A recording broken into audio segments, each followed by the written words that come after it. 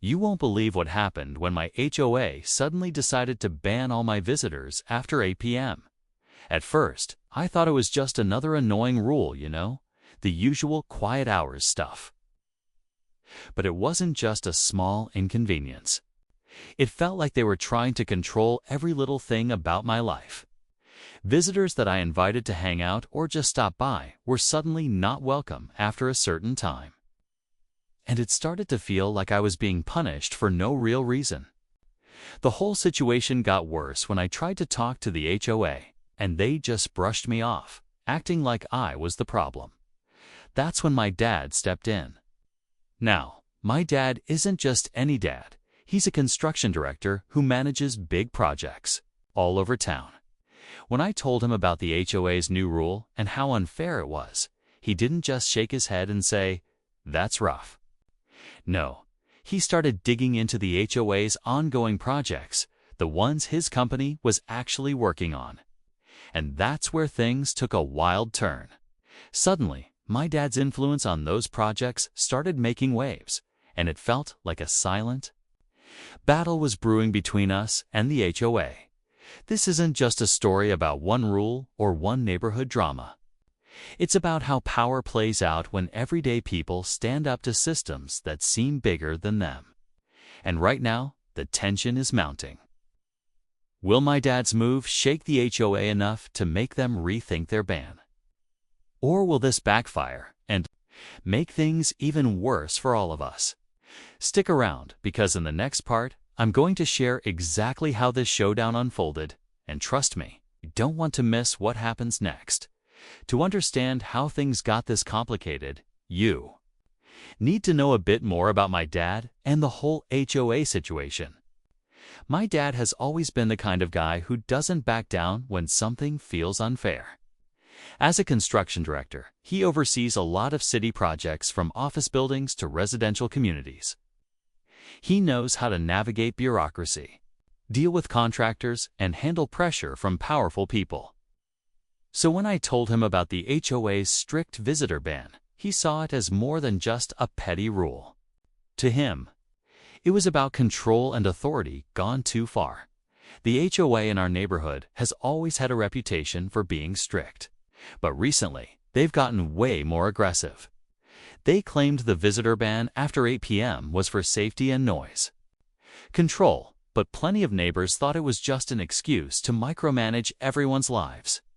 A few of us even suspected there were personal grudges behind some of these new rules. It wasn't just about keeping things quiet anymore. It felt like the HOA board was trying to flex their power and send a message to anyone who dared push back. My dad started asking questions about the HOA's ongoing developments and found out that his company's projects were tangled up with their approvals and permits. Without those moving forward, the HOA's plans would slow down big time. That gave him leverage, but also put him in a risky spot. He knew that playing hardball could lead to a showdown nobody wanted, but he also felt that sometimes you have to fight fire with fire. Meanwhile, the neighbors were growing more divided. Some supported the HOA's strict rules, while others were quietly grateful my dad was standing up for us. But no one knew what would happen next. Would the HOA cave under pressure? Or would this escalate into something much bigger? The whole neighborhood was holding its breath, waiting to see how this power struggle would end. And widging movie kiss, Ruby kiss, Ruby kiss. Only Ruby kiss has the luxurious hist. Only Ruby kiss has the luxurious texture that glides. I see. We do we eat, we to zigger. We yeed, lies, day. We lie, we lie, we like, we lie, we lie, we lie. They like, but we lie, we lied, we lied like, by some malice, they lie it, we lied, the physicists it's a granite. I was right in the middle of it. The conflict with the HOA only got thicker as the days went by. On one side, the HOA board doubled down on their visitor ban, sending out notices and reminders that no one was allowed to have guests after 8 p.m. No exceptions. They even started patrolling the neighborhood more aggressively, making sure everyone followed the rules. It felt like they were trying to make an example out of anyone who stepped out of line. People I'd known for years suddenly looked nervous when visitors showed up, and the usual friendly atmosphere turned cold and tense. On the other side, my dad was quietly ramping up the pressure. Since his construction company was tied to several HOA projects, including the new clubhouse and landscaping upgrades, he held back approvals and delayed some key steps. This didn't just affect the HOA board. It impacted a lot of neighbors who were excited about those improvements. Suddenly, the neighborhood was split into camps. Some people were frustrated with the HOA's strict rules, but others were upset with my dad for slowing down progress on projects everyone wanted. The lines were blurred, and it wasn't just about rules anymore. It was about power, loyalty, and what was fair. Adding to the drama, rumors began to swirl. Some neighbors whispered that the HOA board was using the visitor ban as a way to cover up other issues behind the scenes, maybe financial problems or disagreements among board members. Others speculated that my dad's actions might lead to legal battles or worse, damage his reputation in the construction world. It was like a powder keg ready to explode, with no one sure who would make the first move. Meanwhile, I found myself caught between both worlds. I wanted to stand up for my friends and family who just wanted to visit without stress. But I also saw how complicated the situation had become, with people on all sides feeling hurt or betrayed. The quiet streets weren't so quiet anymore. Every conversation seemed charged with suspicion, and every meeting felt like it could tip the balance. The question hanging over all of us was simple. How far would the HOA go to enforce their rules, and how far would my dad go to push back? The answer was still out there, waiting just when it seemed like things couldn't get any more tense. A new twist threw everything into chaos. Out of nowhere, the HOA board announced that they were planning to bring in an outside management company to take over the neighborhood's projects and enforcement. They claimed it was to ensure fairness and professionalism. But everyone could tell it was a direct response to the delays caused by my dad's company holding up approvals. This move suddenly raised the stakes for everyone involved. If the HOA handed control over to outsiders, my dad's influence could vanish overnight, and all the progress he'd made to push back might be wiped out. The neighborhood was buzzing with mixed reactions. Some residents welcomed the idea, hoping an outside company would finally put an end to the visitor ban and the constant tension. Others saw it as the HOA doubling down on power and trying to crush any opposition. Meanwhile, my dad was furious.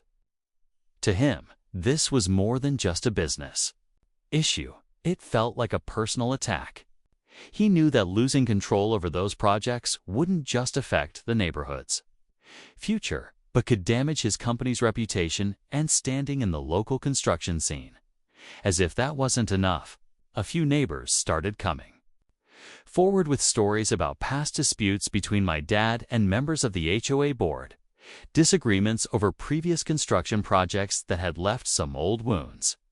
Suddenly, this wasn't just a fight over visitor rules or construction delays. It was a tangled web of history, grudges, and power plays that went deeper than anyone expected. I realized this battle was about more than just who could have guessed after 8 p.m. It was about control, respect, and who really had the final say in our community. Now, with outsiders possibly stepping in and old conflicts resurfacing, the whole neighborhood was on edge. Everyone was waiting to see who would blink first: the HOA board, my dad, or the neighbors caught in the middle. And with tensions higher than ever, the next moves could change everything. What would happen next?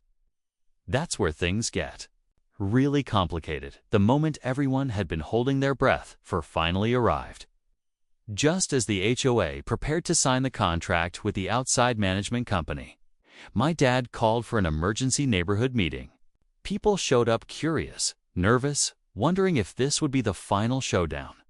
Standing in front of the crowd, he didn't hold back. He laid out everything. The visitor ban that started it all, the slowdowns on projects, and the HOAs. Plans to outsource control. It was clear he wasn't just fighting for his business. He was fighting for the community's voice. Then, out of nowhere, one of the HOA board members stepped forward and shocked everyone. Instead of defending the visitor ban, they admitted that the strict rule had been pushed through without full approval, a secret deal between a few board members hoping to control neighborhood gatherings and limit dissent. This revelation sent waves of disbelief through the crowd. People who supported the ban felt betrayed, and those against it felt validated but angry. With the truth out, the board was forced to backtrack. They agreed to repeal the visitor ban after 8 p.m. and scrap the plan to bring in the outside management company. Instead, they promised to open the floor for regular community meetings to discuss rules and projects together. My dad, meanwhile, pledged to fast-track the construction projects and work closely with neighbors to rebuild trust. The tension started to ease, and for a moment, it looked like peace had returned. But just when everyone thought the storm had passed, my dad received an unexpected phone call. It wasn't from the HOA or a neighbor. It was from a major developer interested in buying out the entire neighborhood's land to build a huge commercial complex. Suddenly, the quiet battle over visitor rules had exploded into something far bigger. The future of the community, the homes everyone loved, and the power struggles were about to reach a whole new level. The fight wasn't over. It was only just beginning. After that phone call, things shifted again, but this time with a clearer sense of purpose. My dad gathered the neighbors once more, not to argue or fight, but to talk honestly about what was coming next. The developer's plan to buy the entire neighborhood was real, and if we didn't act fast, everything we cared about could change forever. It was a wake-up call for all of us. This wasn't just about visitor rules or construction delays anymore. It was about protecting our homes and the community we had built together. What surprised me most was how the conflict with the HOA, as tense as it had been, actually brought everyone closer. People who once disagreed on almost everything started working side by side, sharing ideas and looking out for each other. The fight against the developer became a new kind of mission, one that needed every voice, every hand. My dad used his connections to bring in legal experts and community planners, and neighbors volunteered to organize meetings, gather signatures, and spread awareness. The HOA board, too, changed. After the visitor ban debacle and the outsider management threat, they realized they couldn't run things behind closed doors anymore. They opened the books, promised transparency, and committed to making decisions with the community's input. It wasn't perfect, but it was progress in the end. We didn't just stop a visitor ban or delay construction projects. We learned how important it is to stand up for what's right, even when it feels like you're against the system. We learned that community means more than rules. It means trust, respect, and fighting together when it counts. And as for the developer's offer, that story is still unfolding.